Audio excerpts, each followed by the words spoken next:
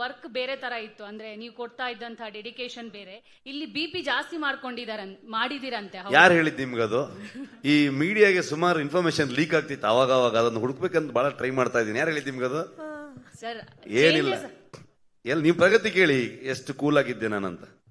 Doctor ಪ್ರಗತಿ sir, ಇನ್ನೊಂದು ಬೆರ್ಮೆ ಅಂದ್ರೆ ಆದಿ ದೈವ ಅದು. ಸೊ ನೀವು ನಂಬ್ಕೊಳ್ಳೋದು ಅದನ್ನ, ಈಗ ಬ್ರಹ್ಮಲಿಂಗೇಶ್ವರ ಏನಿದೆ ಅದನ್ನ ನೀವು ನಂಬ್ಕೊಂಡು ಬರ್ತಾ ಇರುವಂತದ್ದು, ಅಲ್ಲಿಂದನೇ ಹುಟ್ಟಿರೋ ಕತೆನ, ನಿಮ್ಗೆ ಗೊತ್ತಾಗಿರೋ ಕತೆನ ಅಂತ.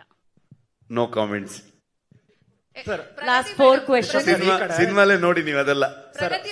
Last 4 question. ಪ್ರಗತಿ ಮೇಡಮ್ಗೆ, ನಮ್ಗೆ ಮೈಕು ಬರೋದು ಕಷ್ಟ ಆಗ್ತಿದೆ, ತಿಂಡಿ ಸಿಕ್ಕಿದ್ದು ಕಷ್ಟ ಆಯ್ತು. ಬಟ್ ಪ್ರಗತಿ ಅವ್ರ ಮೈಕ್ ಕೊಡಲ್ಲ.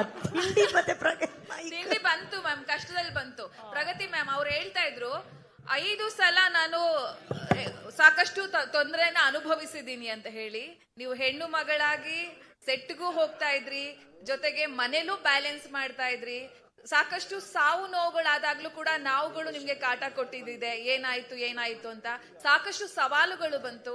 ಆ ಸಂದರ್ಭ ಹೇಗಿತ್ತು, ಅವ್ರಿಗೆ ನೀವು ಹೇಗೆ ಧೈರ್ಯ ತುಂಬಿದ್ರಿ ಅಂತ ಹೇಳಿ. ನಮಸ್ತೆ ಯಶೋಧ ಅವ್ರೆ. Thank you ma'am.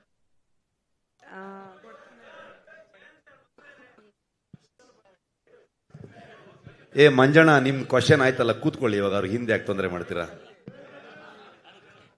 Okay, I think ಪಾಪ ಪ್ರಗತಿ ಇಸ್ ವೇಟಿಂಗ್ ಟು ಆನ್ಸರ್. ಪ್ರಗತಿ ಅವರೇ, ನಿಮ್ಮ ಆನ್ಸರ್ ಪ್ಲೀಸ್ ಗೋ ಹೆಡ್. ನನಗೆ ಇವಾಗ ಕ್ವೆಶನ್ ಮರ್ತೋಯ್ತು. ಸಾರಿ. ಇಲ್ಲ, ನೀವು ನಾನೇನು ಹೇಳೋದಕ್ಕೆ ಇಷ್ಟಪಡ್ತೀನಿ ಅಂದ್ರೆ, ತುಂಬ ವರ್ಷನ್ಸ್ ಆಯಿತು, ತುಂಬ ಮಾತಾಡ್ಬೋದಾ ಅಂದರೆ ಸಿನಿಮಾದ ಬಗ್ಗೆ ಹಾಗಾಯಿತು ಹೀಗಾಯಿತು ಅಂತ ಅಂದ್ಕೊಂಡು, ನಾನೇನು ಹೇಳೋದಕ್ಕೆ ಇಷ್ಟಪಡ್ತೀನಿ ಅಂದರೆ, ಖಂಡಿತ ನಾವೆಲ್ಲರೂ ರಿಷಬ್ ತುಂಬ ಬಿಲೀವ್ ಮಾಡ್ತಾರೆ, ಅದ್ರ ಜೊತೆಗೆ ನಾವೆಲ್ಲರೂ ದೇವ್ರನ್ನ ತುಂಬ ನಂಬ್ತೀವಿ, ಅದ್ರದ್ದು ಆಶೀರ್ವಾದದ ಜೊತೆಗೆ ಮಾಡ್ತಾ ಇದೀವಿ. ಆ್ಯಂಡ್ ಇಲ್ಲಿರೋರು ನೀವೆಲ್ಲರೂ ಸಾಕಷ್ಟು ಜನ ನಂಬ್ತೀರಾ, ನನಗೆ ಗೊತ್ತು.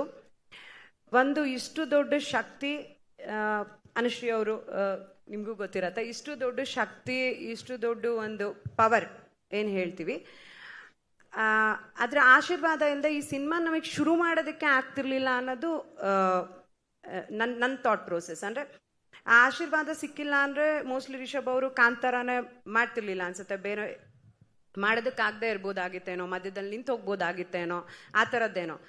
ಆ ಪ್ರೇರಣೆಯಿಂದಾನೆ ನಾವು ಲಾಸ್ಟ್ ಟೈಮ್ ಕೂಡ ಹೇಳಿದ್ವಿ ಡಿವೈನ್ ಇಂಟರ್ವೆನ್ಷನ್ ಅಂತ. ಈ ಸಲನೂ ನಾನು ಹೇಳ್ತಾ ಇದ್ದೀನಿ, ಈ ಸಲ ತುಂಬ ಸ್ಟ್ರಾಂಗ್ ಆಗಿ ನಾವು ಬಿಲೀವ್ ಮಾಡಿದ್ವಿ. ಬಿಕಾಸ್ ನಾವೆಲ್ಲರೂ ಬೇರೆನೇ ಒಂದು ಪ್ರಪಂಚದಲ್ಲಿ ಬದುಕ್ಬಿಟ್ವಿ. ಒಂದು 5 ವರ್ಷದಿಂದ ಈ ಕಾಂತಾರ ಅನ್ನೋ ಪ್ರಪಂಚದಲ್ಲೇ ಇದ್ದೀವಿ.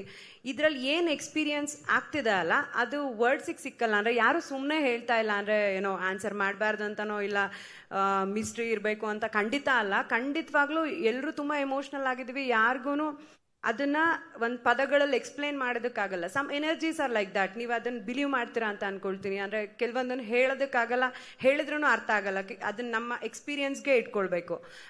ಸೊ ಹಾಗೆ ನಾನು ತುಂಬ ಅದನ್ನ ನಂಬೋದ್ರಿಂದ ಇವತ್ತು ಇಷ್ಟು ಸಕ್ಸಸ್ಫುಲ್ಲಾಗಿ ಏನೇ ಅಡೆತಡೆಗಳು ಬಂದರೂ ಅದ್ರ ಜೊತೆಗೆ ಈ ಸಿನಿಮಾನ ನಾನು ಅವಾಗಿಂದ ಹೇಳ್ತಾ ಇದ್ದೀನಿ, ಇಟ್ ಈಸ್ ನಾಟ್ ಈಸಿ.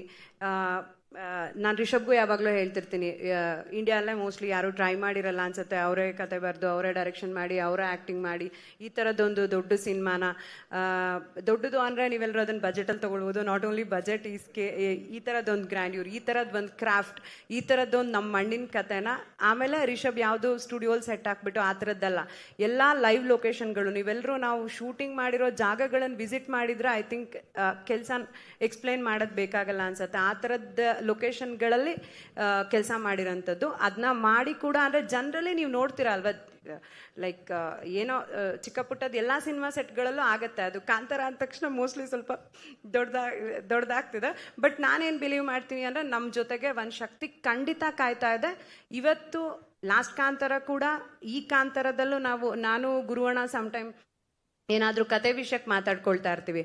ಕೆಲವೊಂದು ಆ ಪ್ರೇರಣೆಯಿಂದನೇ ಒಂದಿಷ್ಟು ವಿಷಯಗಳು ಸೇರ್ಕೊಳತ್ತಾ, ಅದು ನಾವು ಹೀಗೇನೋ ಆಗಬೇಕು ಅಂದ್ಕೊಂಡಿರ್ತೀವಿ, ಅದು ಬೇರೆ ಥರದಲ್ಲೇನೋ ಆಗುತ್ತೆ. ಬಟ್ ಅದು ಪಾಸಿಟಿವ್ ಆಗೇ ಆಗಿರುತ್ತೆ, ಅದು ಸಿನಿಮಾಗೆ ಆ್ಯಡ್ ಮಾಡುತ್ತೆ.